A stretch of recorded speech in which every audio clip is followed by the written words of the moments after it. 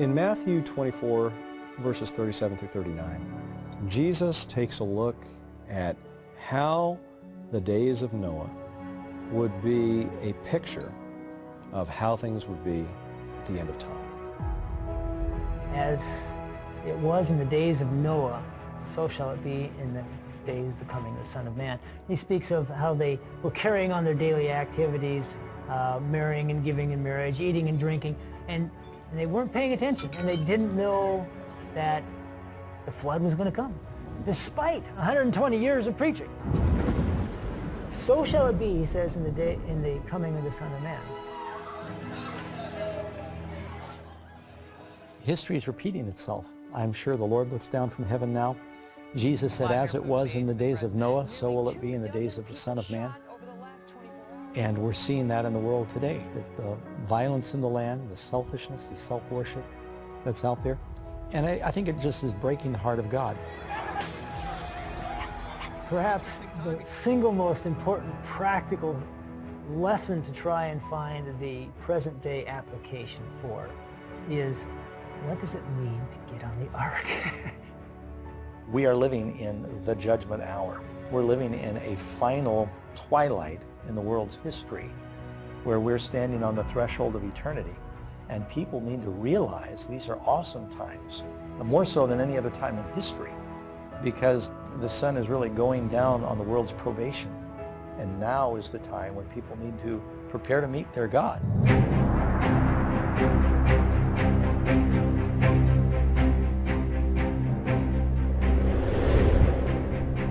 What happened before the flood is going to happen again right before the second coming of Christ. Those who don't have a perspective, who aren't looking at the scriptural message, they'll go on just as they do with the circumstances of life, and they won't see the end coming. I'm Jeff Rich, Director of Layman Ministries. What you're about to witness will be unlike anything that you've ever seen before. Not only are we going to investigate the flood story, but we'll trace the roots of evolution and show how it's influenced Western society. And most importantly, we'll take a look at how the story of Noah helps explain the pages of Bible prophecy. This is the story of Noah and the flood like you've never seen before.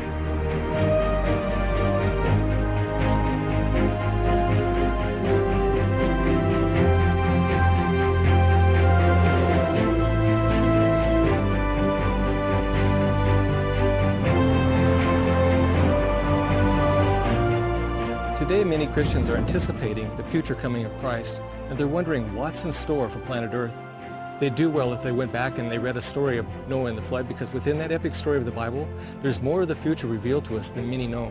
In fact, the evidences are all around us.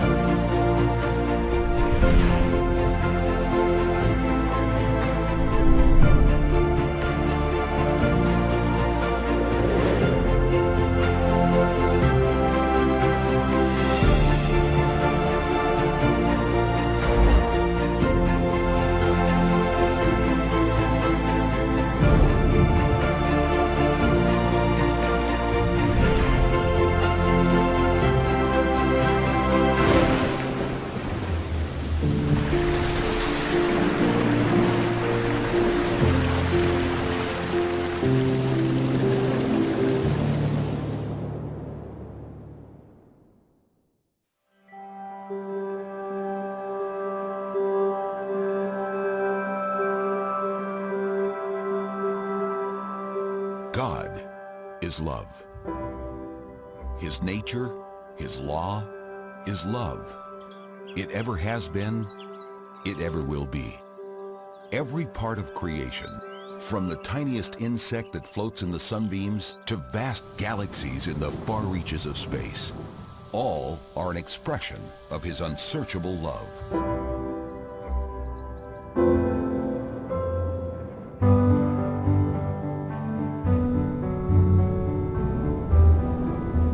There's no doubt whatsoever that the world before the flood spoke about the love of God. Everything was absolutely beautiful. His love was expressed in anything and everything that you wanted to look at. From the smallest single cell life form to the most complex being in that of Adam that he had created, everything was perfect. If we could be transported back to find out what was the world like before the flood, you really need to think almost about it was like a different planet. They were surrounded by an abundance of food. There was an abundance of beauty in nature. The mountains were not jagged and rough and forbidding and dangerous like we see today. They were majestic and tall and rolling and covered with fresh topsoil and every kind of flower that you can imagine. Many of the animals and plants are extinct today. There was no extreme colds, no extreme hot, no extreme dryness, no extreme weather. And we didn't have this horrific storms that we have now. And the trees were covered with vines and the little tendrils were wrapped around all in perfect order, just laden with fruit. It mentions in Genesis how the water came up, as a mist came up and watered the land. The earth was watered by like an automatic sprinkler system. The mist came up from the earth, according to Genesis chapter 2. Rain was unknown. Gems and gold and silver were just abundant on the surface of the ground. Here you have this paradise, if you will, that was in many respects this perfect biosphere that would allow humans and animals to flourish. The life expectancy of the people, of course, being very long, according to the biblical record. When God makes it, he says it's good, good, very good. And it was in the face of all that beauty that man sinned. He was really without excuse because God had provided everything he needed. Everything was in harmony and everything was perfect. It's obvious when we look around us that we do not live in a perfect world. In fact, this planet is really not even very friendly towards human habitation when you consider that over 70% of the earth is covered with water. Add to that the fact that there are cold, barren waste places, vast deserts, mountain chains. Well, either this planet's always been like this, or something happened that fundamentally changed the surface of the whole earth. What happened at the flood totally changed the geography of the world. These little tiny bits of nature that are broken, that reveal to us the true horror of sin. And what we're seeing in our world is the consequence of that. Man began to try to find happiness through selfishness and through sinfulness and wickedness. But God is so loving. He said, there's still people down there I can save. I want to save as many as I can. I'm going to give them a warning. If they have any threads of redeemable qualities left and they reach out, I'll save them. And so he created this ark. He created a vehicle through which they might be saved. And Noah, a messenger through which they might learn. God is warning us. God gives us prophetic insights for us to turn from them. It'll be disastrous, just as it was for those in Noah's day. The story of Noah and the flood are in many ways a literal demonstration of Revelation's prophecies. So come with us now as we open the prophecies of Revelation by going back to the days of Noah.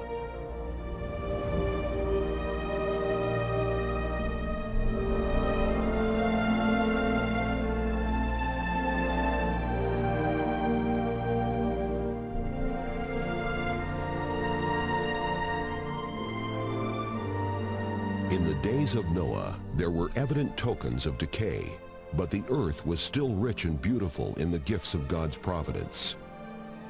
The hills were crowned with majestic trees, supporting the fruit-laden branches of the vine.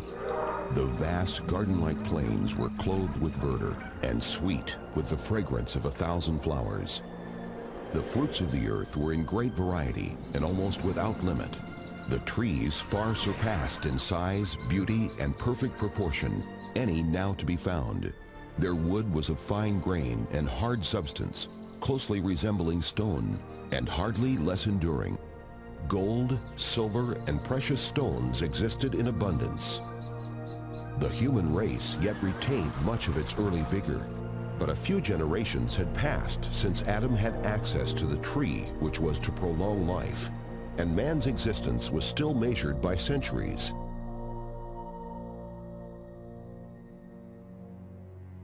Had that long-lived people, with their rare powers to plan and execute, devoted themselves to the service of God, they would have made their Creator's name a praise in the earth and would have answered the purpose for which He gave them life. But they failed to do this.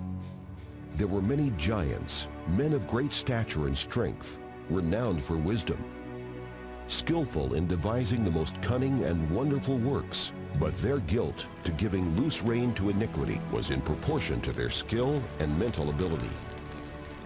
God bestowed upon these antediluvians many and rich gifts, but they used His bounties to glorify themselves and turned them into a curse by fixing their affections upon the gifts instead of the giver. They employed the gold and silver, the precious stones, and the choice wood in the construction of habitations for themselves, and endeavored to excel one another in beautifying their dwellings with the most skillful workmanship. They sought only to gratify the desires of their own proud hearts and reveled in scenes of pleasure and wickedness. Not desiring to retain God in their knowledge, they soon came to deny His existence. They adored nature in the place of the God of nature. They glorified human genius, worshiped the works of their own hands, and taught their children to bow down to graven images. And under the shadow of the goodly trees, they set up the altars of their idols. Extensive groves that retained their foliage throughout the year were dedicated to the worship of false gods. With these groves were connected beautiful gardens, their long, winding avenues overhung with fruit-bearing trees of all descriptions, adorned with statuary, and furnished with all that could delight the senses or minister to the voluptuous desires of the people, and thus allure them to participate in the idolatrous worship. The worshippers of false gods clothed their deities with human attributes and passions, and thus their standard of character was degraded to the likeness of sinful humanity. God saw that the wickedness of man was great in the earth, and that every imagination of the thoughts of his heart was only evil continually. The earth also was corrupt before God, and the earth was filled with violence. God had given men His commandments as a rule of life, but His law was transgressed, and every conceivable sin was the result. The wickedness of men was open and daring. Justice was trampled in the dust, and the cries of the oppressed reached unto heaven. The world was in its infancy, yet iniquity had become so deep and widespread that God could no longer bear with it, and He said, I will destroy man whom I have created from the face of the earth. He declared that His Spirit should not always strive with the guilty race. If they did not cease to pollute with their sins the world and its rich treasures, He would blot them from His creation and would destroy the things with which He had delighted to bless them. He would sweep away the beasts of the field and the vegetation which furnished such an abundant supply of food, and would transform their fair earth into one vast scene of desolation and ruin.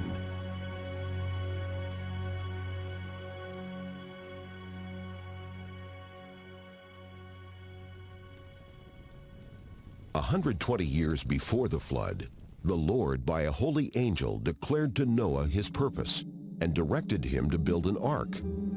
While building the ark, he was to preach that God would bring a flood of water upon the earth to destroy the wicked. Those who would believe the message and would prepare for that event by repentance and reformation should find pardon and be saved. God gave Noah the exact dimensions of the ark and explicit directions in regard to its construction in every particular. Human wisdom could not have devised a structure of so great strength and durability. God was the designer, and Noah the master builder. It was 3 stories high with but one door, which was in the side. The light was admitted at the top, and the different apartments were so arranged that all were lighted. The material employed in the construction of the ark was the cypress or gopher wood, which would be untouched by decay for hundreds of years. The building of this immense structure was a slow and laborious process. Yet the ark itself could not have withstood the storm which was about to come upon the earth. God alone could preserve his servants upon the tempestuous waters. By faith, Noah, being warned of God of things not seen as yet, moved with fear, prepared an ark to the saving of his house, by the which he condemned the world and became heir of the righteousness which is by faith. While Noah was giving his warning message to the world, his works testified of his sincerity. It was thus that his faith was perfected and made evident. He gave the world an example of believing just what God says. All that he possessed, he invested in the ark. As he constructed that immense boat on dry ground, multitudes came from every direction to see the strange sight and to hear the earnest, fervent words of the singular preacher. Every blow struck upon the ark was a witness to the people. Yet they did not turn to God with true repentance. They were unwilling to renounce their sins. During the time that elapsed before the coming of the flood, their faith was tested, and they failed to endure the trial. Overcome by the prevailing unbelief, they finally joined their former associates in rejecting the solemn message. Some were deeply convicted and would have heeded the words of warning, but there were so many to jest and ridicule that they partook of the same spirit. The men of that generation were not all, in the fullest acceptance of the term, idolaters. Many professed to be worshipers of God.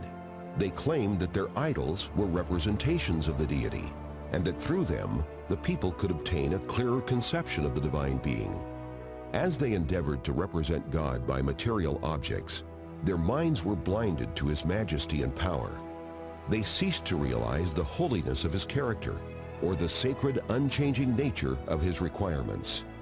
As sin became general, it appeared less and less sinful, and they finally declared that the divine law was no longer in force, that it was contrary to the character of God to punish transgression, and they denied that his judgments were to be visited upon the earth.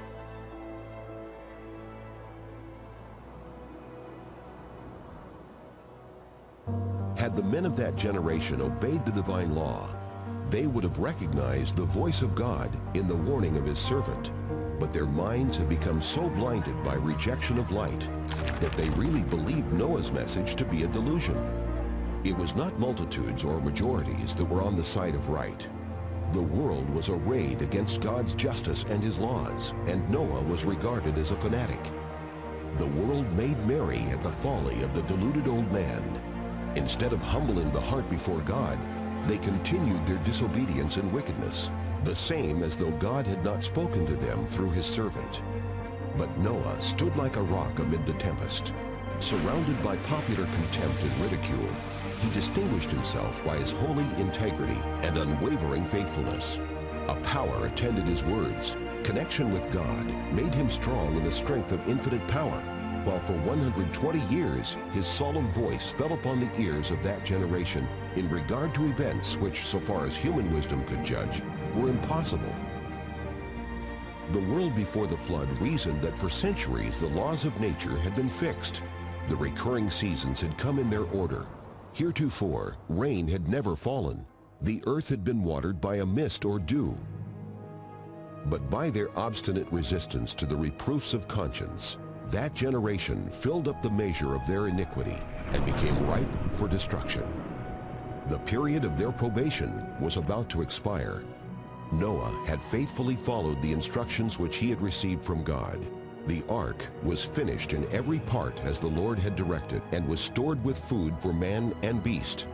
And now the servant of God made his last solemn appeal to the people.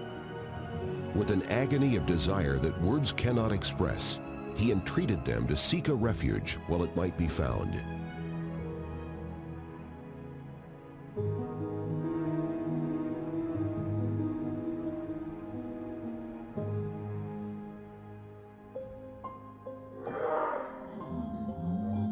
Beasts of every description, the fiercest as well as the most gentle, were seen coming from mountain and forest and quietly making their way toward the ark. A noise as of a rushing wind was heard, and lo, Birds were flocking from all directions, their numbers darkening the heavens, and in perfect order they passed to the ark.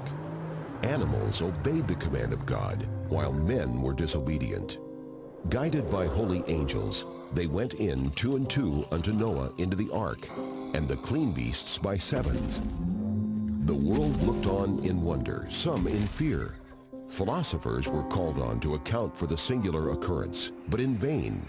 It was a mystery which they could not fathom. God commanded Noah, "Come thou and all thy house into the ark, for thee have I seen righteous before me in this generation." Noah's warnings had been rejected by the world, but his influence and example resulted in blessings to his family. As a reward for his faithfulness and integrity, God saved all the members of his family with him.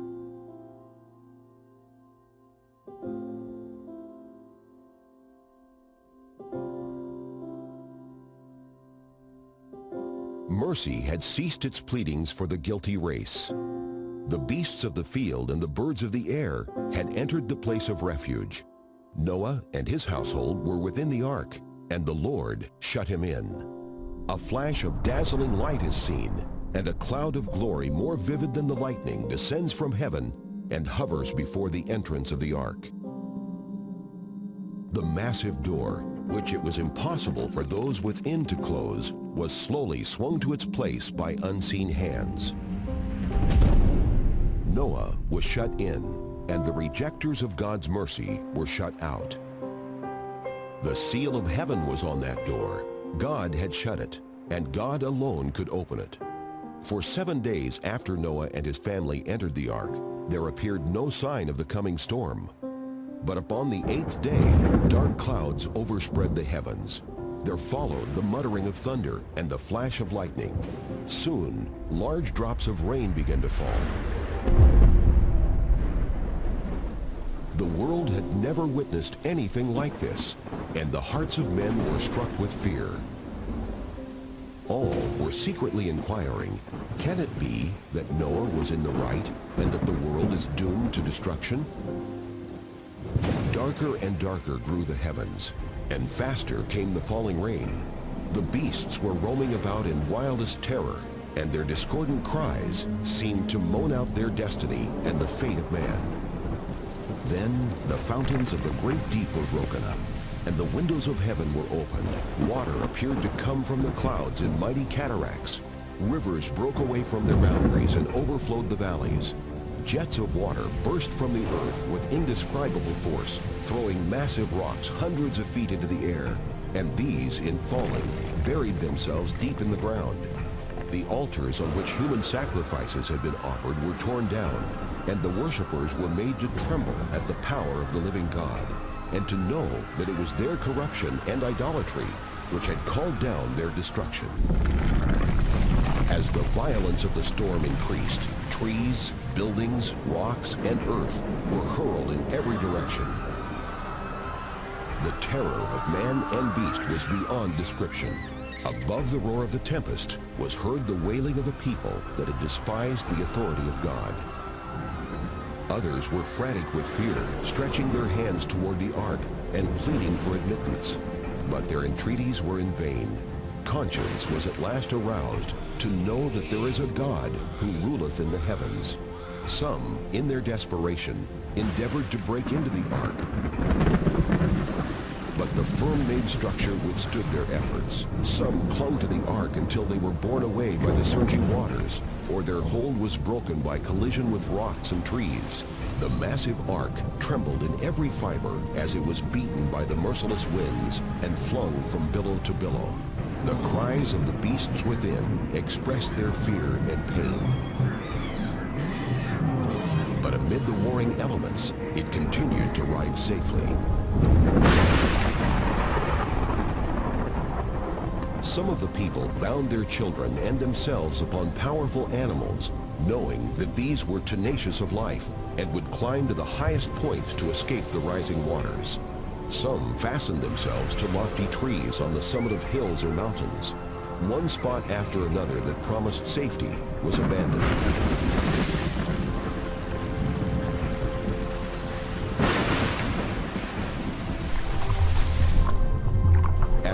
waters rose higher and higher, the people fled for refuge to the loftiest mountains.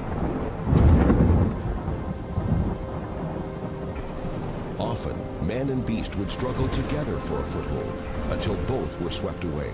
From the highest peaks, men looked abroad upon a shoreless ocean. The solemn warnings of God's servant no longer seemed a subject for ridicule and scorning. How those doomed sinners longed for the opportunities which they had slighted. How they pleaded for 1 hour's probation, one more privilege of mercy, one call from the lips of Noah. But the sweet voice of mercy was no more to be heard by them. Love, no less than justice, demanded that God's judgments should put a check on sin. The avenging waters swept over the last retreat, and the despisers of God perished in the black depths. By the word of God, the world that then was, being overflowed with water, perished, but the heavens and earth which are now, by the same word are kept in store, reserved unto fire against the day of judgment and perdition of ungodly men. Another storm is coming, and sin and sinners will be destroyed.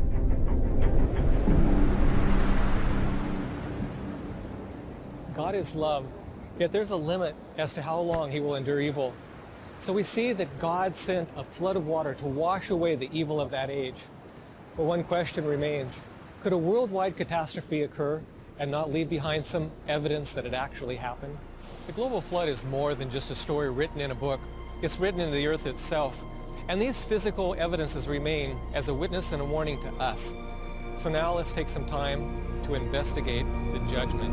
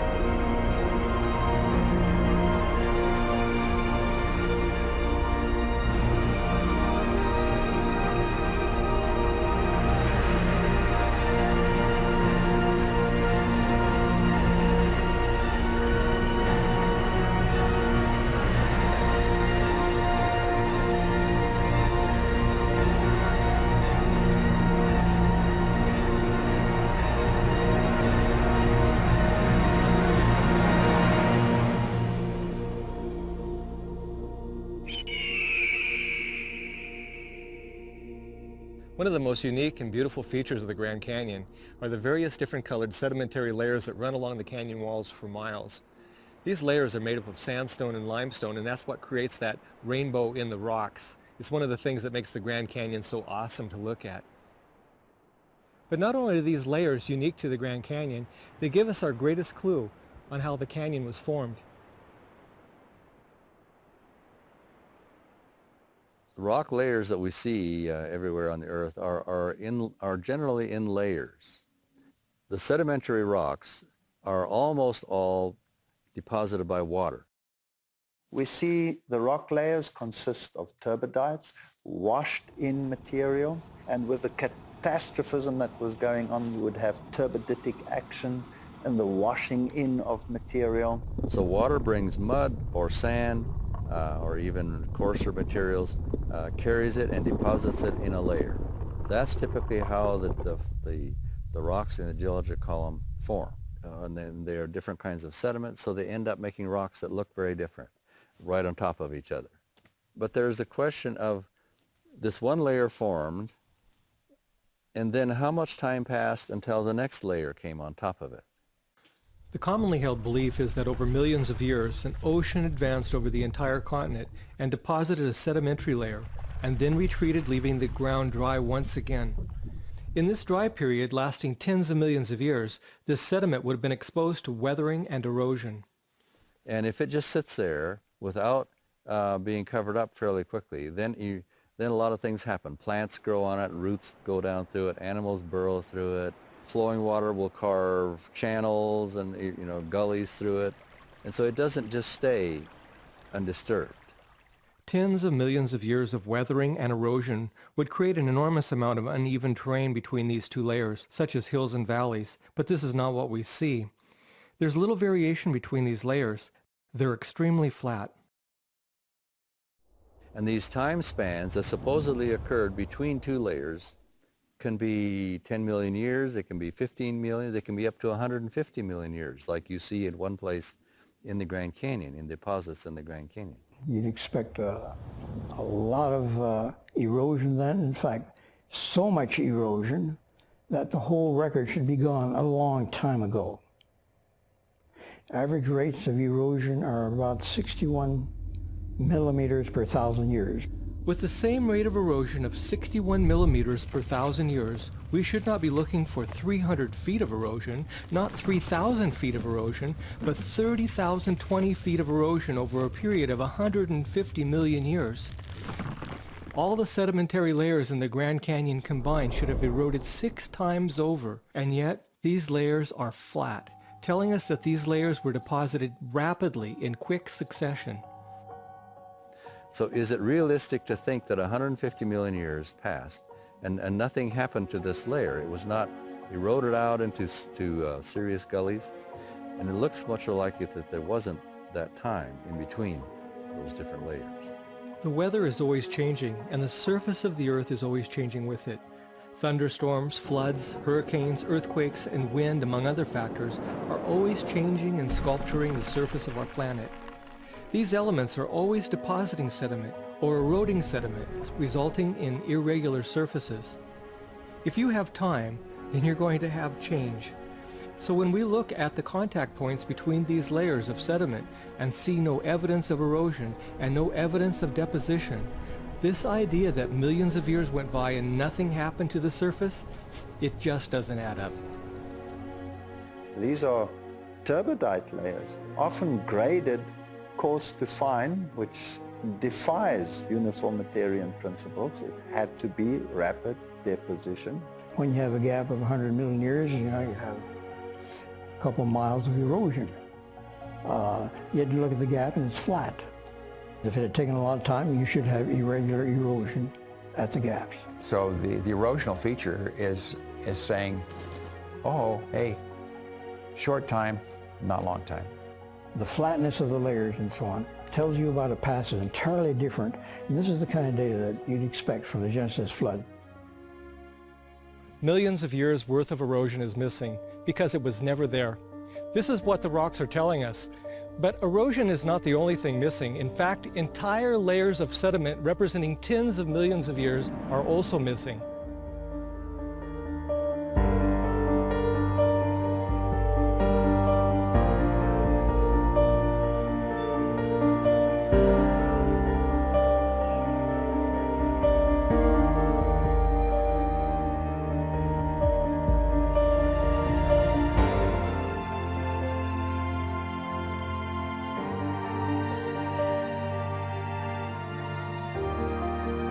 Here in the Grand Canyon, you can see right behind me this light-colored rock. That's coconino sandstone. It's sandwiched right on top of this darker color here. It's called hermit shale.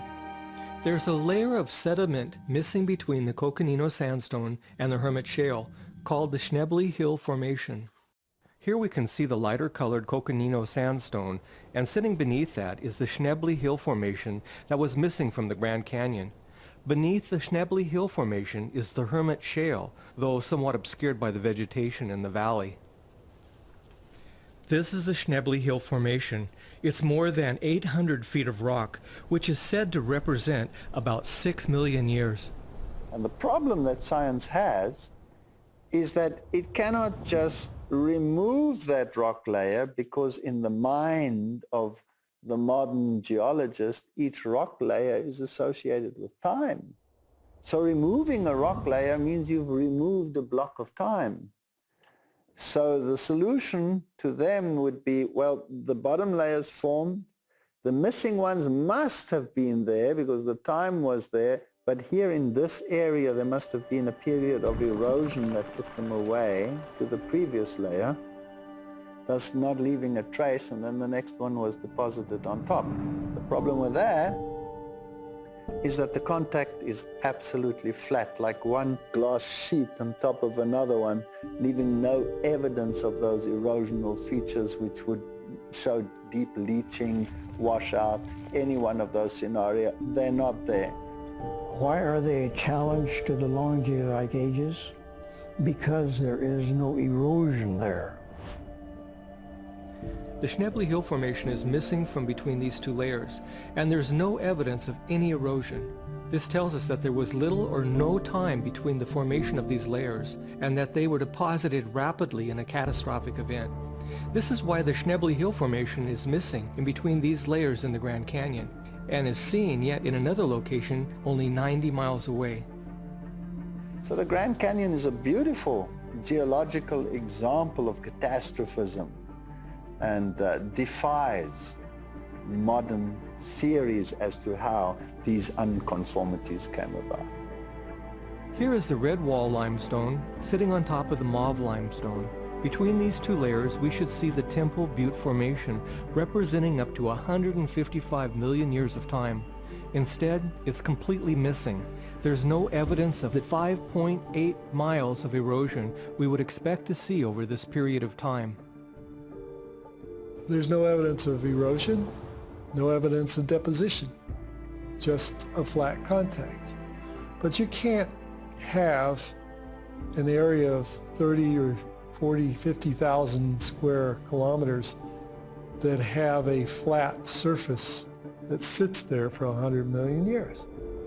100 million years, after all, is enough time to erode North America down from its current elevation to base level, to sea level, 6-7 times. And here the contact between the red wall limestone and the mauve limestone is flat, telling us that there was little or no passage of time between their formation. The 150 million years missing from between these two layers does not conform to the geological column, and for this reason, a sign has been placed here by the Park Service marking it as yet another unconformity. We've looked at just a few of these unconformities, and in each instance there was no erosion or deposition taking place in the supposed periods of millions of years. These are serious problems for evolutionists, but they pale in comparison to what is called the Great Unconformity, a gap of over 1 billion years of missing time. And guess what? The contact between these two layers is flat, just like the others. It is interesting as we go down to the level of the Colorado River, we find what we call the Precambrian. The volcanic material sits there, and it's pretty rough and pretty jumbled. And then the Cambrian sediments that come in over that lay over that, and then now they become very non-jumbled layer after layer. I became keenly aware of that great unconformity that lies between the Precambrian and the Cambrian there in the Grand Canyon. You can't miss it. It's with you all the time. The Great Unconformity in the Grand Canyon represents 1.2 billion years of time that is missing between the Precambrian and the Cambrian layers.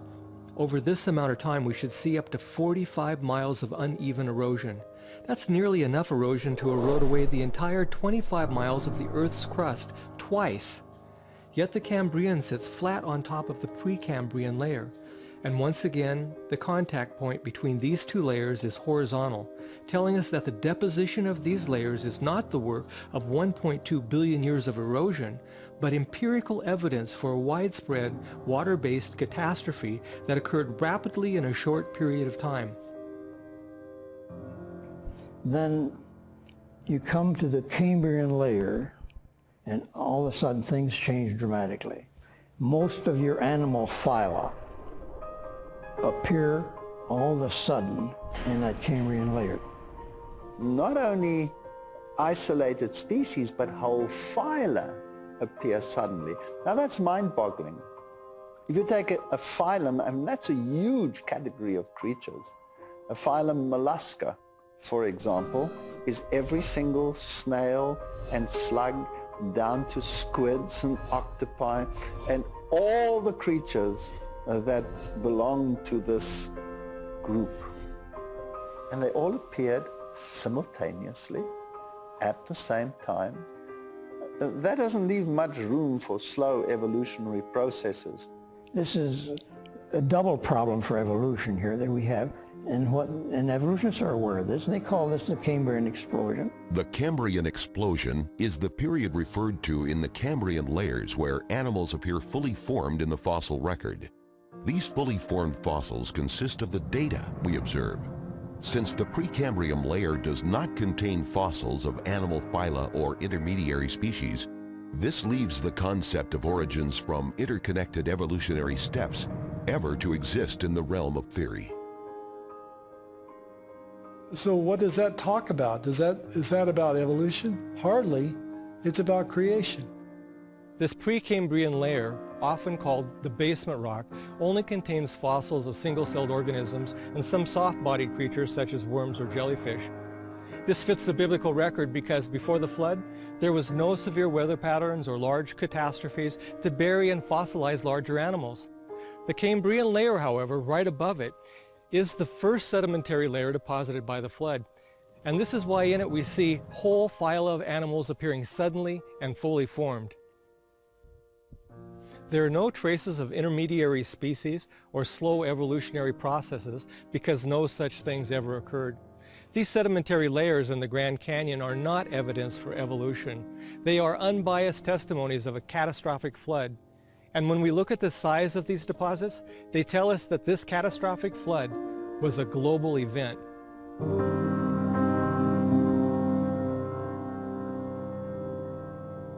The Grand Canyon is there, and you can see the layers on the side of it, but all those layers go hundreds of miles up through Arizona and Utah and Wyoming and Montana and even into Canada, the same layers.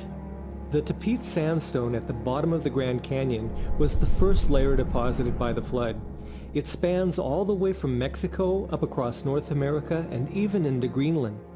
The Morrison Formation covers 400,000 square miles from New Mexico to Canada, and the St. Peter's sandstone covered approximately 500,000 square miles. When I thought about looking at those layers the way they are, they're all flat. There are no cuts between them. Not only are the layers themselves laid down rapidly, but there's not millions of years between them for erosion. The lack of erosion between the sedimentary layers in the Grand Canyon shows they were deposited rapidly in a catastrophe.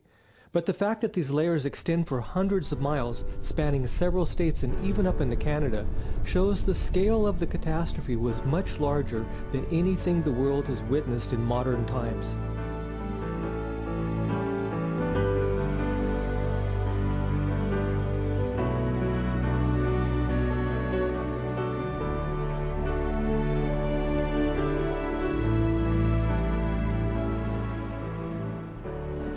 In terms of worldwide flood evidence, we look at the sediments and looking at the structure of the sediments, the fossils that are found in the sediments and whatnot, we have what we call the geologic column. And we find the Cambrian, the Ordovician, the Silurian, the Devonian, the Carboniferous, and the Permian. Those are just some of the major structures that we see. We can find those in the United States. We can go over to Europe, and guess what? We find the same sequences. We go to Asia, we find the same sequences. We go to Australia, we find the same sequences. Not only do we find the same sequences and structure and content, but also the fossil content. To me, this says something had to happen worldwide, if not simultaneously, awfully close to simultaneously, for all of this to happen and all of the sedimentary structures to come down. I try to focus on those things in the record that make us aware of the global aspect of the flood. For example, what we call the Cretaceous chalks that are found all over the world. When a chalk layer is deposited in water, and it's the calcium carbonate skeletons of foraminifera, marine organisms, and you have masses of these creatures. And you have this layer, and it spreads continent-wide to continent to continent. And it can only be deposited underwater. And therefore, the whole world must have been underwater at the same time. This is such compelling evidence for a universal flood that you have to really, really stretch the imagination to make it a periodic incursion or regression. And those are just one of the kinds of deposits that tell us you had things happening on a worldwide scale, because you have chalk in a number of parts of the world, all at the very same place in the geologic record. We will find that they sit on a iron-containing sand that we call glauconitic sandstone. And we'll find the glauconitic sandstone in England. We can find the same structures here in the United States, in Alabama, and that area. We can find them in Australia. And guess what? They're all sitting on glauconitic sandstones. They all have the same types of fossils. The whole business, it's there, but it's evidence that there was continuity across the world. I'm here at the south rim of the Grand Canyon at an elevation of 7,200 feet above sea level. I'm currently standing on what is called the Kaibab Limestone Formation. This sedimentary rock is found all over Nevada, Utah, Arizona, and even as far away as the state of California. And it's teeming with marine fossils. The fact that you find fossils here tell us that this layer had to be laid down rapidly in order for fossilization to occur. There are certain kinds of limestone formation, characteristic limestone formations you find in the Grand Canyon and other areas in the Paleozoic. And you find those in Europe and in Asia and other parts of the world. You find these limestones very typical, being global in their distribution. As you go up the record, there are things that are characteristic here that are around the world. You go up a little higher, you have different things that are characteristic around the world. You go up a little higher and you have other features of the rocks that are characteristic around the world. And we could go on. And there are many examples of this. And so why are those things so global? I think it's best explained by a global catastrophe. The widespread distribution of chalk and other sedimentary layers is consistent with what we would expect to see in a worldwide catastrophe. But the fossils themselves, which is often thought to be evidence for evolution, are in reality further evidence for the Genesis flood story. Finding the same fossils in the same layers worldwide, to me, is another strong salient point that there was a global flood, a global phenomenon. And when we look at the fossil record, we will find smaller, less complex fossils at the bottom. And as we traverse up the geologic column, we will find larger and larger complexity. And this has led many people to believe that there is an evolutionary progression from simple to complex in the fossil record. Actually, there's no such thing. There's no such thing as a simple animal. Every animal, every creature ever found is highly complex. And a lot of people talk about those as the first appearances of life. I would like to propose that we're looking not as a record of life, but as a record of death. It's the first appearance of the preservation of things that are dying. We have this complex aqueous destruction, the flood, occurring. And as these sediments are settling, they are also settling and trapping the life forms as they die. Simple to more complex to more complex. Obviously, if you're going to cover an environment with a turbidite, that which lives at the bottom will be buried at the bottom. That which swims at a higher level will be buried at a higher level. That which is on the top will be found on the top. And this is exactly what we find. We find fish that are fossilized in their position of swim, sometimes with food in their mouth. That's instantaneous. Fossils are only created when they're rapidly buried. In order to have rapid burial, you need to have a catastrophe. A mudslide from heavy rain or a flood can cause such a condition. The fact that there's so many fossils found all over the world and in the same layers is evidence of rapid burial on a global scale. Another strong giveaway that this was the result of a global flood is the fact that many of these animals have been washed together by strong currents into what is called fossil graveyards.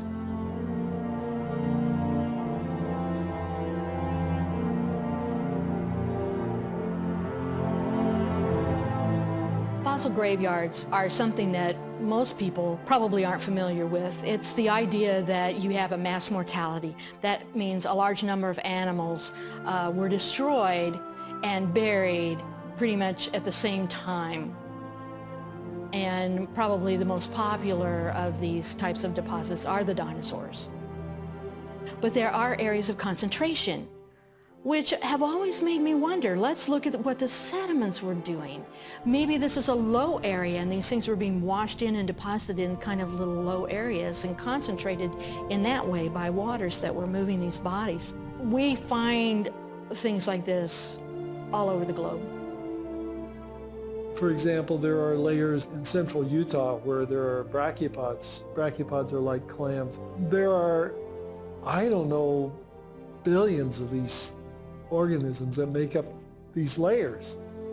That's a fossil graveyard. It's unconscionably high count of fossils. I'm working on a bone bed in Wyoming right now where we have the remains of 10,000 or more dinosaurs. It certainly speaks of catastrophe. You don't get bone beds formed without catastrophes. We found out in our deposit, at least, the bones are not as we would expect them to be if a bunch of animals had died over a period of time. Instead, the bones are all disarticulated and they're sorted according to the size. So we have big bones at the bottom and little bones on top. And the only way you could get that to happen is if you transported the whole mass of bones as a debris flow very rapidly into deeper water, and the bones sorted themselves as they traveled. If you take the Karoo Basin, I mean, it's massive. And the dinosaurs and the creatures are orientated in the direction of stream flow. And the modern thinking would be, well, it would have had to be in river basins where these creatures were deposited, stretching over virtually the entire continent. That's some river. It doesn't happen today. You have to imagine such a totally different world in the past. There are so many things which point to a universal flood.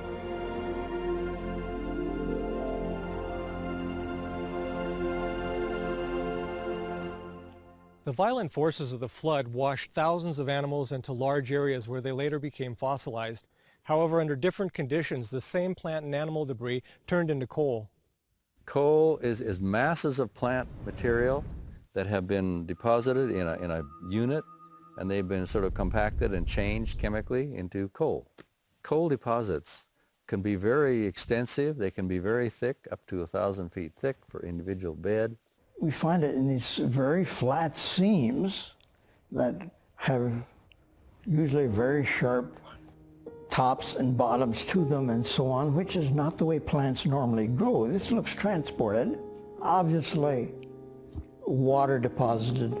You find marine organisms in coal fields, which are terrestrial deposits.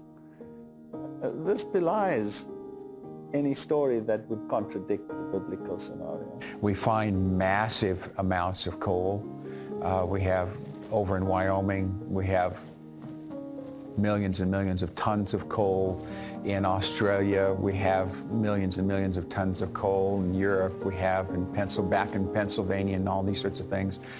And they cover thousands of square miles. And you find the same kind of coal deposits, the same place in the geologic record, widespread in Europe, going over into Russia, and we could go on. The widespread distribution of these coal beds is global in nature, and irregardless of their location, these coal beds also appear in the same place in the geological column, which shows they were deposited at the same time.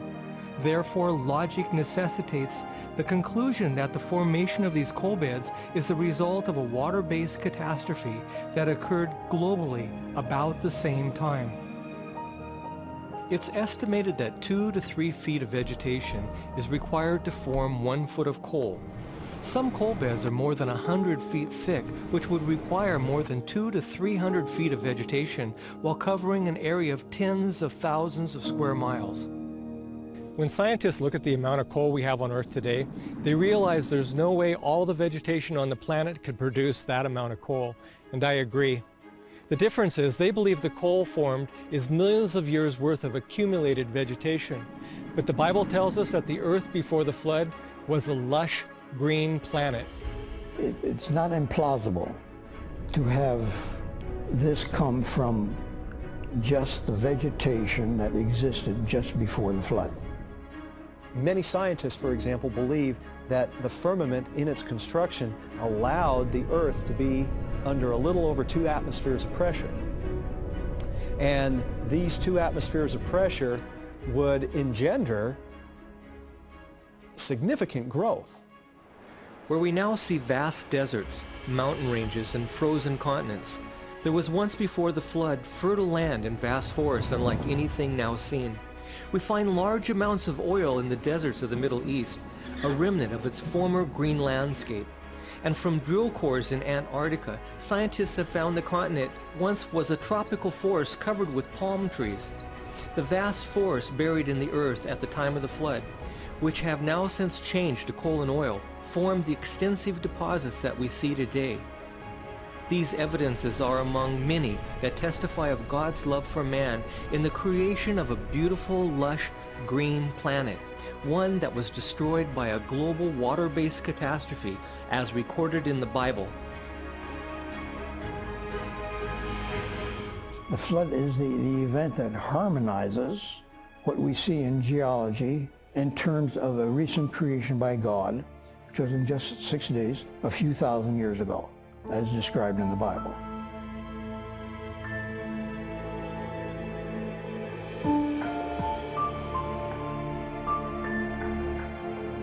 There's so much evidence we cannot possibly investigate it in such a short time. But if we step back and look at the big picture, the earth itself is its own witness.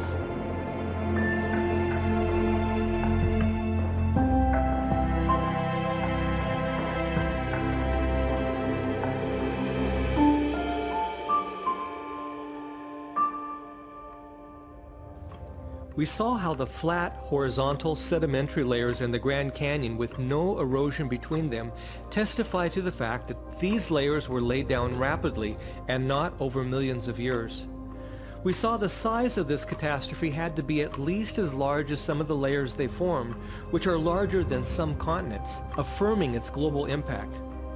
We saw how hundreds of millions or even billions of years of expected deposition or erosion is completely missing between these sedimentary layers, showing that what we see does not conform to the evolutionary model. We saw in the first sedimentary layer containing animal fossils that they were found fully formed, not in incremental evolutionary steps.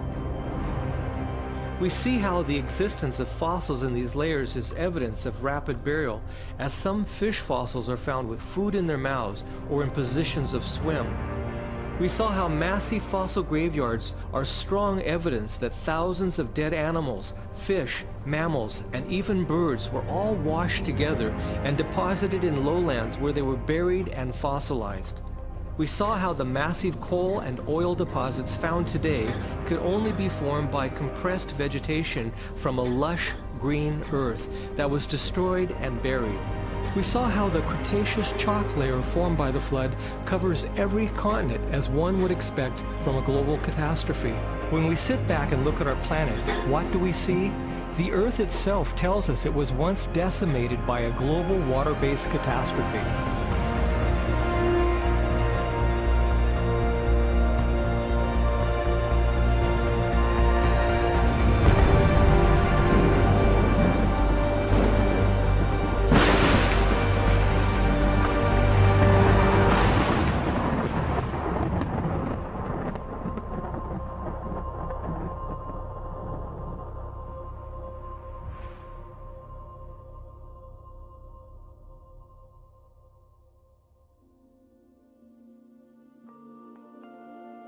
So why is it, with a world full of evidence, that the story of the flood as found in the Bible is rejected by some of the brightest minds in the scientific community in general? I'll give you a clue. It has little to do with the evidence.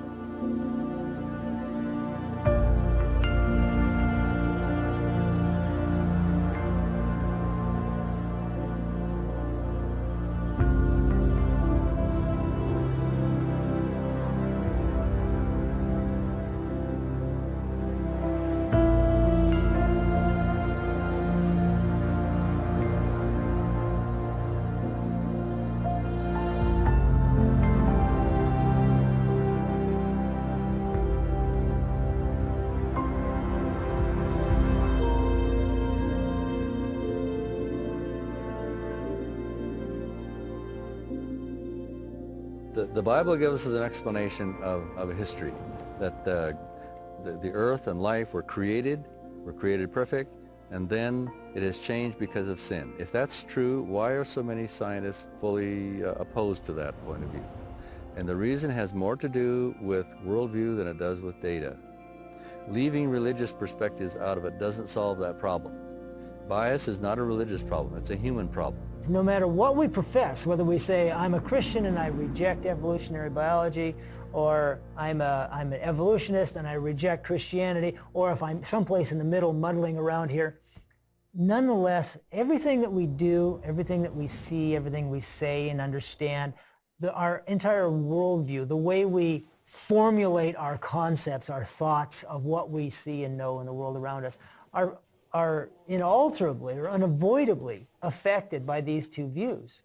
And that worldview has a very strong influence on what we notice, on the kind of questions we ask. If you restrict the number of interpretations that you can put on the data with your worldview, then obviously that's going to restrict the kind of theories that you can come up with.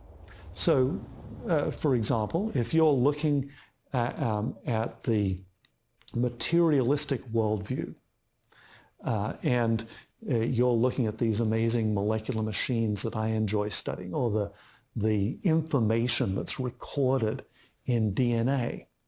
There are any number of theories that you come up with based on that data that you've collected.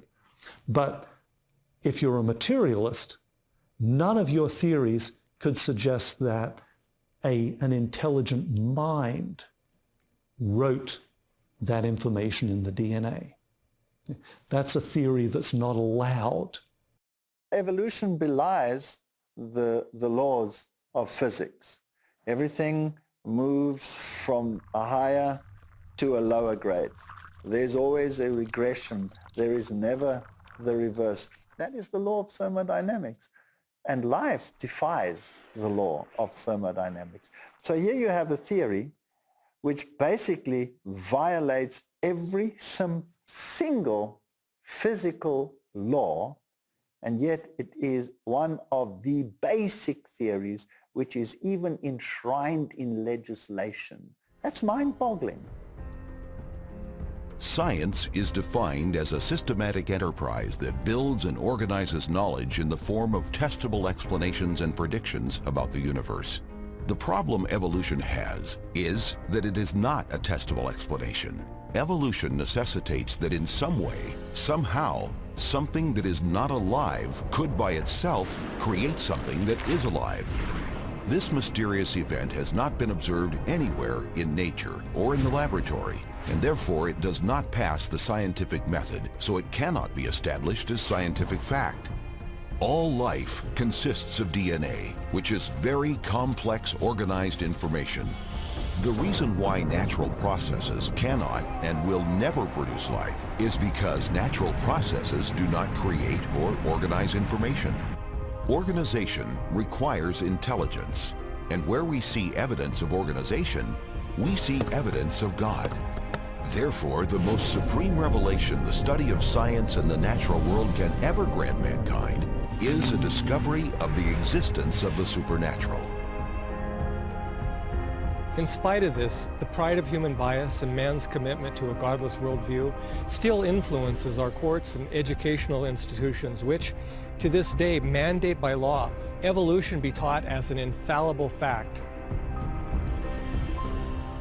People have asked me a question about why is it that science seems to be becoming more and more confident in their commitment to a completely evolutionary origin of life.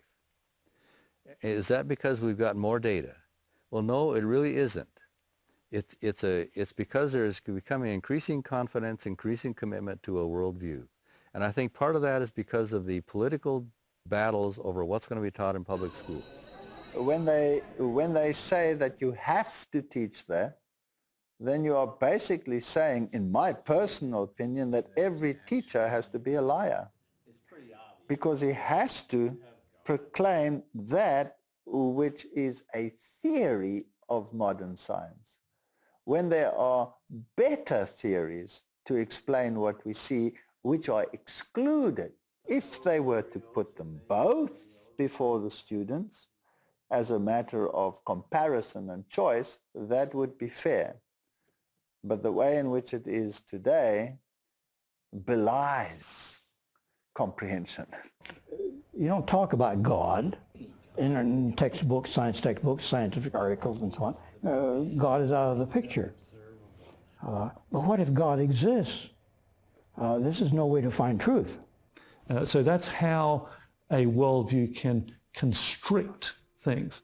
One of the things that I really appreciate about the biblical worldview that Christians embrace is that it's liberating. We can't say that all reality is only what I can see mechanistically and so on. There's nothing that tells us that that's all to reality. I prefer a broader approach. Well, let's include God and the possibilities, sure, and look at the scientific data. And the scientific data tends to point us towards God. When you say, well, no, I'm not going to get involved with religion or the Bible because that's not science, I think you're being unnecessarily restrictive and you are eliminating the possibility of you investigating that which might be true.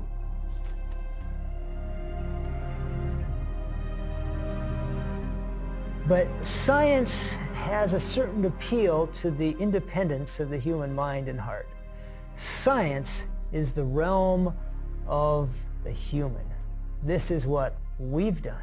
This is what we know. Whereas religion, faith, Christianity, that's the realm of God. I think the main impediment to accepting the biblical account of origins is the consequences of accepting it.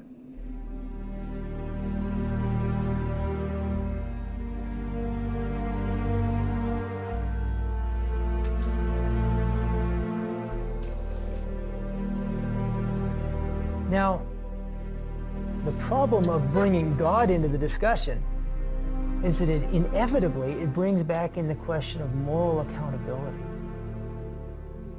And to say that there is morality in an evolutionary paradigm is to fool yourself. You can't have a supreme being and lower beings without defining that relationship somehow. And intuitively, we recognize that that's a moral law. And we may not look very good examined in that light. And so to escape the concept of judgment, to escape the concept of moral accountability, there's a natural tendency to want to forget the Creator. And consequently, things like the story of the flood, the evidences that are still visible on the earth, these are things that maybe subconsciously at times we're pretty happy to find an alternative explanation. We're comfortable moving away from the idea of moral accountability. Eliminating moral accountability meant rewriting the history of the world, and this is exactly what happened. A new worldview was adopted, in particular a worldview that did not include the history of the flood, thus trying to eliminate God's judgment and therefore any moral accountability. But how could such a dramatically different worldview catch on? Well, the perfect opportunity arose towards the end of the Dark Ages.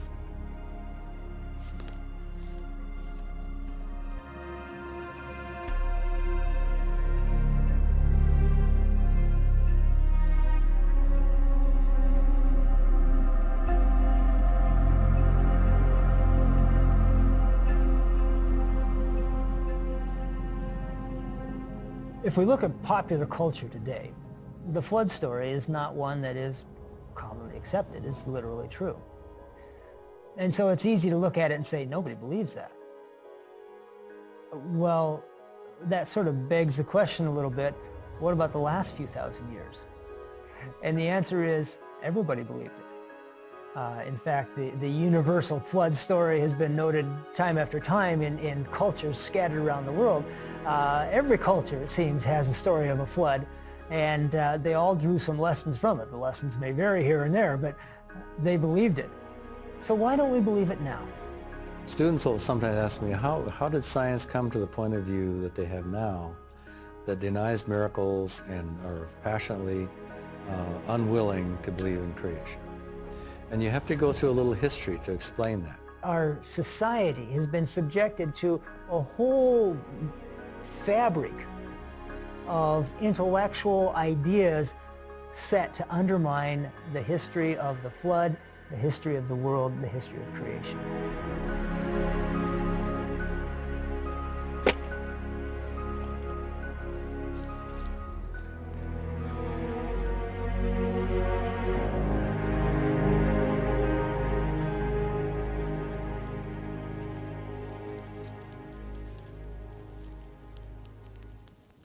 The entire surface of the earth had been changed by a water-based catastrophe, and this overwhelming evidence can't be erased or removed, so in the minds of those that rejected the flood story, it needed to be reinterpreted. And this is how it happened.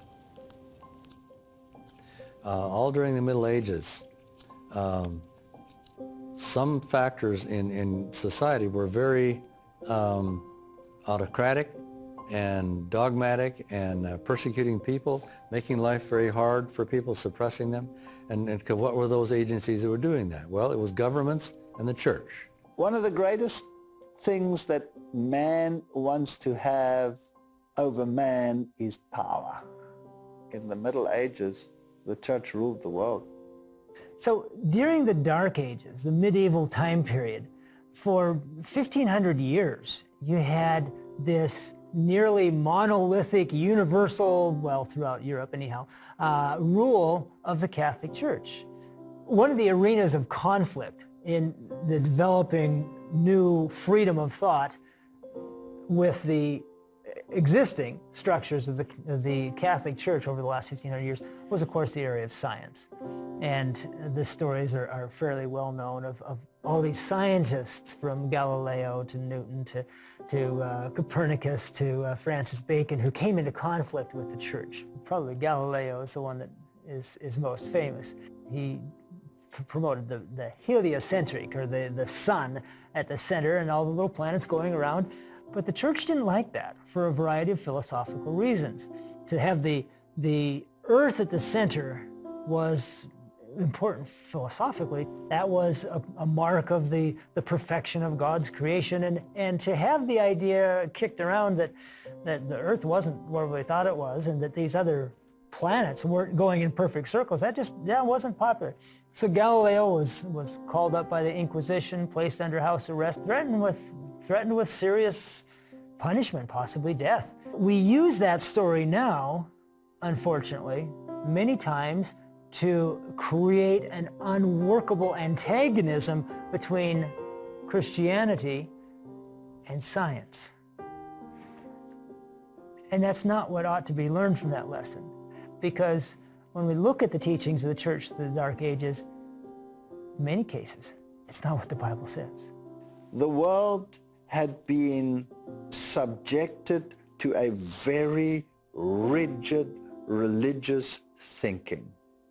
And anything that was slightly out of that tight box was regarded as contra truth, contra God, contra Bible, and had to be eradicated by force and by inquisition and by death penalty. And you came finally to a point in history where the people were tired of that. They were weary of it. The church was losing its credibility because of that, because of the way they had treated people. The governments, the people were tired of the way governments had treated them. And This led to a movement among scholars to move away from authority from any of these autocratic agencies. And the view of God was one of this wrathful deity who was lurking in the woods just waiting for the transgressor to put a foot wrong. And the kings ruled not of love but out of greed, controlled not out of love but out of fear, including the church. In seeing the abuse of power that had prevailed over Europe, they utterly rejected the Catholic Church, which of course in their mind meant that they utterly rejected Christianity. And so that gave rise to a more atheistic-minded society.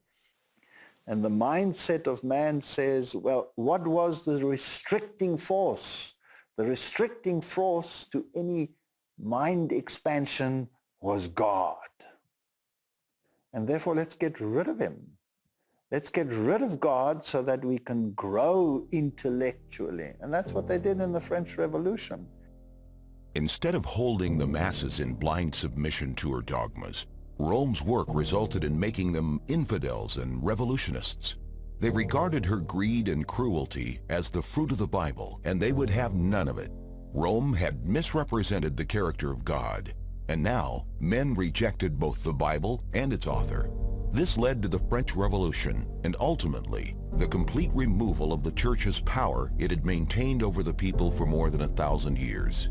In the French National Assembly, the mob of revolutionaries declared only reason should be worshipped.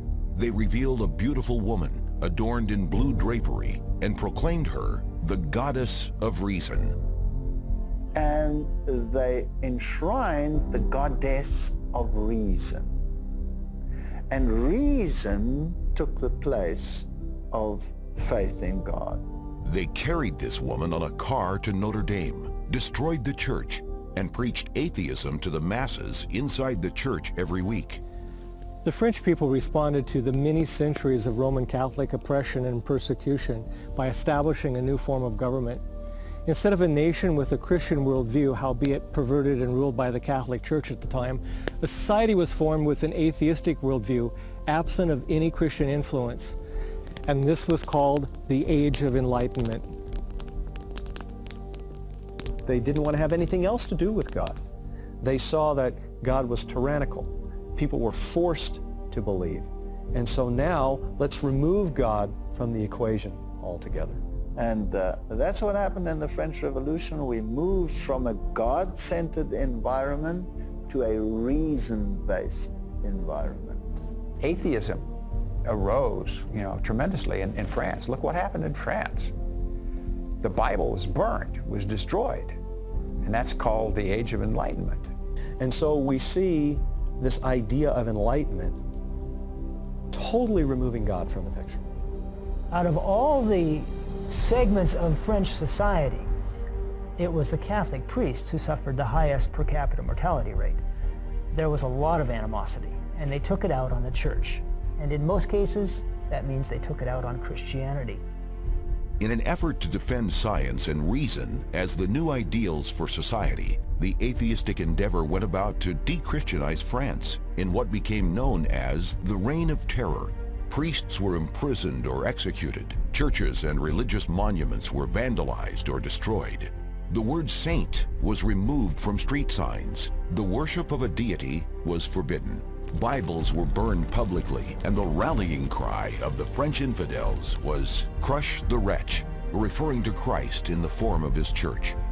Christians became the objects of public hatred. Many were shot dead while on their knees in prayer, and their bodies left where they fell at their places of worship. In the forests where Christians gathered, bodies hung from trees and scattered the ground everywhere. All this was the result of the atheistic movement called the Great Enlightenment. And those who thought to dethrone the Catholic Church for centuries of torture and bloodshed were now themselves guilty of the same crimes. The culminating events coming out of the Enlightenment and then up to the French Revolution, which seemed to indicate the death of Christianity. All this was as Satan would have it. His policy is deception, and his purpose is to bring wretchedness upon men. to deface the workmanship of God, to mar the divine purpose of love, and to thus cause grief in heaven. Then, by his deceptive arts, he leads men to throw the blame on God, as if all this misery were the result of the Creator's plan. When the people found Romanism to be a deception, he urged them to regard all religion as a cheat, and the Bible as a fable. The papacy looked like it was going to die. Society was freed to consider a different alternative, let's put it that way. This age of enlightenment, this free thinking, actually was the beginning of what I would call modern science. This movement away from authority, really, we think of it in terms of the period of time called the Enlightenment. You don't have this bridle on you, and you can begin to explore, and you can begin to look, and you can begin to use human reason. People were, in fact, moving away from their confidence in governments and in the church, and wanting to think for themselves and bring out more human freedom. And this freedom went many different directions, including moving away from belief in God. If it hadn't been for the French Revolution and the mindset that God is not involved in the process, reason takes the place of God, then there wouldn't have been a fertile soil for the development of evolutionary thinking.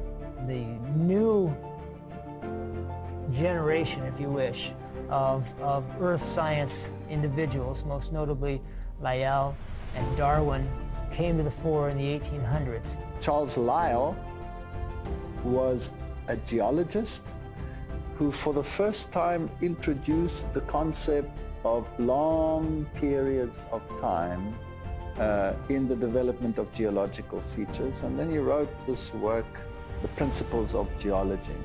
These geological views Lyell espoused in his book became known as uniformitarianism. Uniformitarianism is the belief that things as they unfold and happen today were no different from what they were in the past. So if something takes a very long time to develop today, it must have taken a very long time in the past. Uniformitarianism is the basis for believing in the millions of years of time so critical to the theory of evolution. The widespread acceptance of the principle behind uniformitarianism was foretold in the Bible to be one of the prevailing reasons why people at the end of time would deny both creation and the global flood. There shall come a time in the last days, scoffers, walking after their own lusts, and saying, "Where is the promise of his coming? For since the fathers fell asleep, all things continue as they were from the beginning of the creation."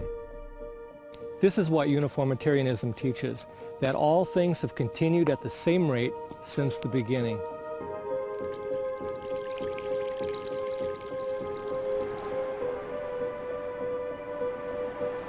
But what if there's a catastrophe?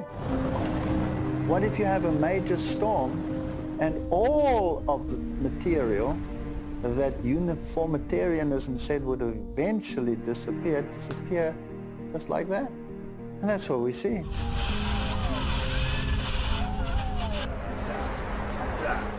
The view that things have remained the same since the beginning of creation is a philosophy God warned would characterize a belief system in the last days.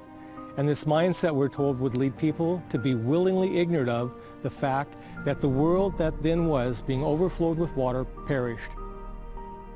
The prophecy says they will be willingly ignorant, meaning they'll be unwilling to consider any evidence for the flood. And this is exactly how Charles Lyell described his own views. Lyell wrote regarding fossils, saying, "We cannot account for their present position by the universal deluge. I hold in utter abomination most learned academicians, those systems which are built with their foundations in the air and cannot be propped up without a miracle." As a naturalist, Charles Lyell rejected all miracles as an explanation, but it was not his observations in science that led him to this conclusion. It was his commitment to his own worldview. He revealed his bias against the biblical flood story when, in a letter he wrote, "These views of geological ages will free science from Moses." These ideas then were passed from Charles Lyell to the young 22-year-old seminary student, Charles Darwin. When Charles Darwin was commissioned to travel on the Beagle, one of the books he took with him was Charles Lyell's book on principles of geology. And here he was reading this information, and he comes to the Galapagos Islands and he sees these finches, and the finches are of such a broad variety. So the idea comes that obviously these finches must have evolved from a pair that happened to get to the islands, and all the varieties evolved thereafter. And then these geological ideas fit in. This must have taken time. And Lyell's ideas start kicking in. He therefore says, if this variety that I see here developed over time and change took place by natural selection, then God did not create. Charles took the ideas about long ages of time that Lyell applied to geology and then applied them to biology. Then he had given biological evolution something it didn't previously have, a scientific mechanism by which to operate. Darwin came up with the new theory, the natural selection, and that was kind of the magic bullet of the day. That's what gave plausibility that now we've found a mechanism that can account for this change over long periods of time. Darwin later became close friends with Lyell, and it's been said by some that he was the most influential person in Darwin's life. Darwin commented on Lyell's view about the flood and said, Lyell is most firmly convinced that he has shaken the faith in the deluge far more efficiently by never having said a word against the Bible than if he had acted otherwise. In the middle of the 19th century, things started changing. Towards the end of that century, the scientific community started excluding God from its interpretations. Now, God has been expelled from the explanatory menu of the scientific community.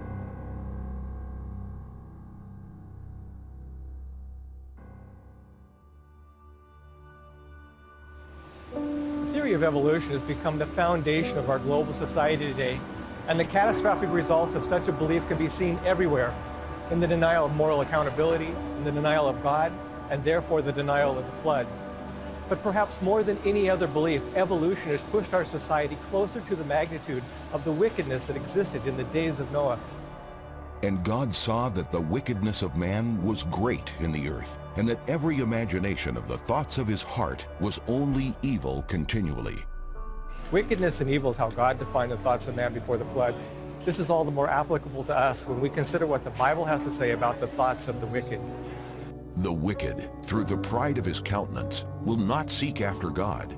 God is not in all his thoughts. And the Bible says that God is not in all his thoughts. What is really being said is God is not in any of his thoughts.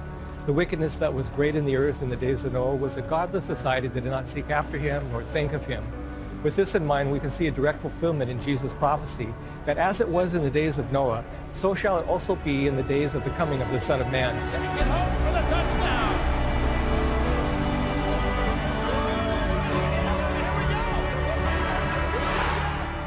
We are getting to the point in this world today where God is being so marginalized, even in political systems and laws that are being made, that for all intents and purposes, he's being written out of human existence and human psyche. So we're at the same point today.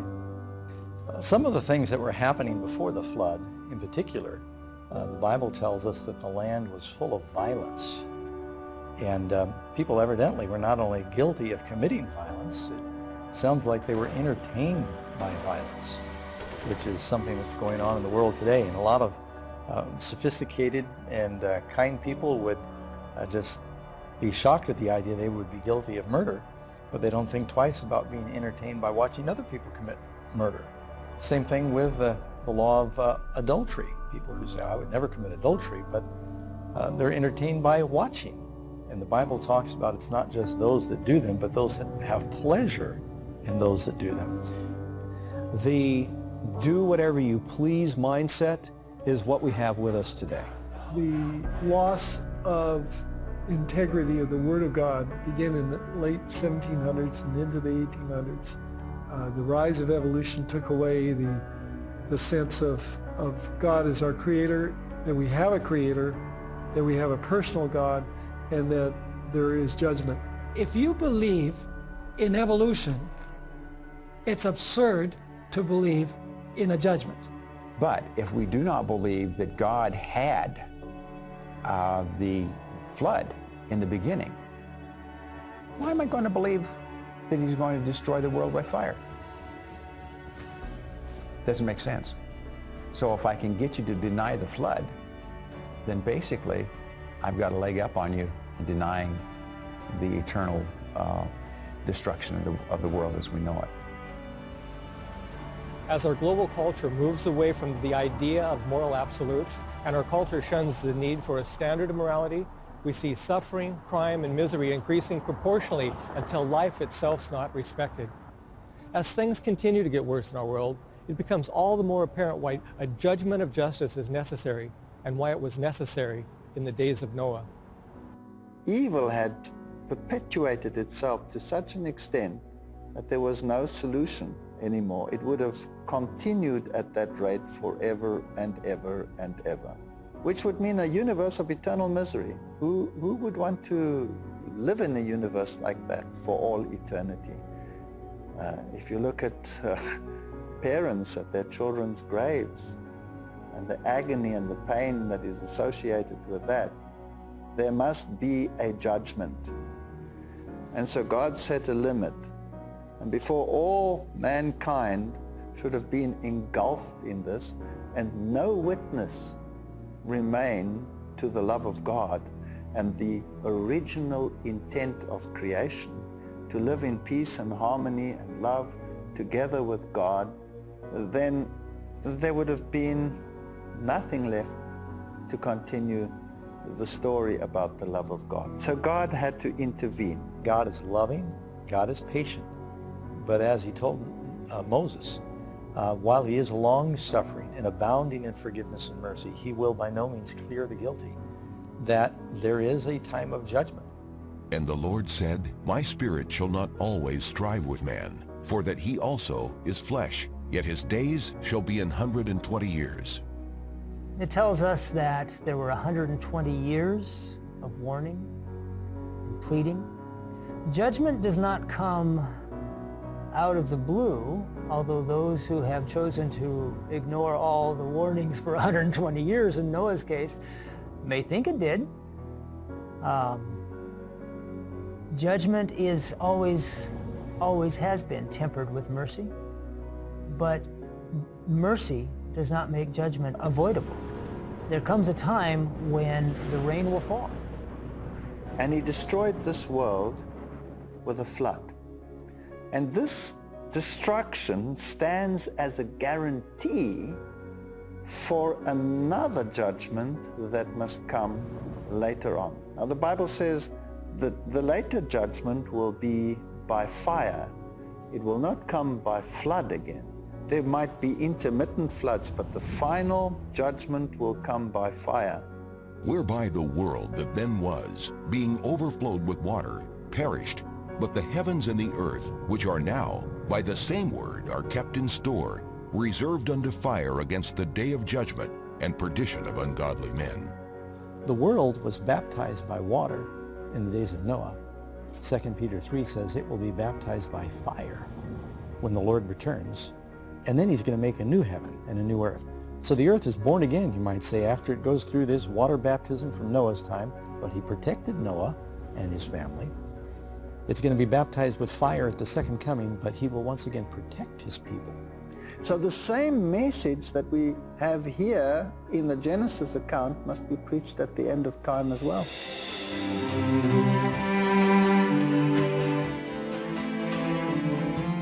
At the end of time, the days of Noah will be repeated, and the rocks and the fossils of the earth bear witness to this fact.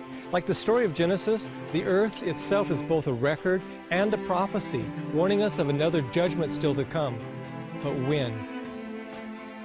At the end of time, there are 3 warnings given to man that immediately precede the second coming of Christ. These warnings are given by 3 angels and have become known as the 3 angels' messages.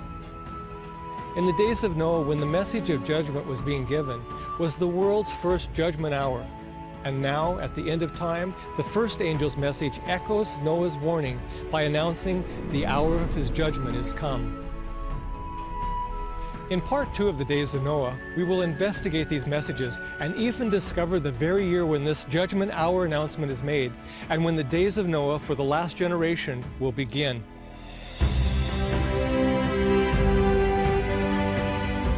The story of the ark basically parallels the 3 angels' messages. The 3 angels' messages of Revelation 14 are God's last message to the world. It is an end-time message, and it is a message that actually prepares the world for the coming of Christ. Noah followed God's instructions in the preparation of the ark, and we will see how the 3 angels' messages point us back to an ancient structure of God's design that reveals the instructions God's people are to follow in preparation for his second coming at the end of time. The first angel's message points us to truth. The second angel's message points us to the counterfeit. And the third angel's message says choose. And Noah called the people to a choice. Choose. Make your decision, but know that these decisions are final. An hour of judgment is coming. People are being warned in advance because God loves man and he wants to save them. And God will once again see the wickedness of man and say that the thoughts of his heart and mind are only evil continually. And he will once again bring judgment. So it's a message of warning, it's a message of love, but it's a message also that there's impending judgment.